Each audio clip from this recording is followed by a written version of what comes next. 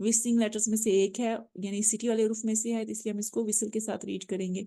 नून के आगे अलिफ मद्दा है, वन फिंगर स्ट्रेच करेंगे। ब्लॉक नंबर 4 में देखिए 3 मद्दा लेटर्स होते हैं, अलिफ वाउ या, और यहाँ पर अलिफ आ गया है तो हम इसलिए हम इसको वन फिंगर स्ट्रेच रीड करेंगे। आला, आइन को हलका वाले दरमियान वाले हिस्से से पढ़ेंगे। आबदीना, बा फिर कलकला हरूफ में से है, साकिन हो रही है, इसलिए हम इसको कलकला के साथ पढ़ रहे हैं। आइन को हल्के के दरमियान वाले हिस्से से पढ़ेंगे, हल्की लेटर है। आबदीना, इस नून को स्ट्रेच कर रहे हैं चूंकि इसके नेक्स्ट में फिर अलिफ मद्दा आ गया है। फ तो फा को हम झटका लगा रहे हैं चूंकि आगे हमजा साकिन है, हमजा साकिन को थोड़ा झटका के पढ़ते हैं। फ ये तू को हम स्ट्रेच कर रहे हैं चूंकि आगे वाव मद्दा आ गया। ब्लॉक नंबर 4 में देखिए वन फिंगर स्ट्रेच कर रहे हैं। बिसूरतिम, सीन में विस्लिंग करेंगे, विस्लिंग लेटर है।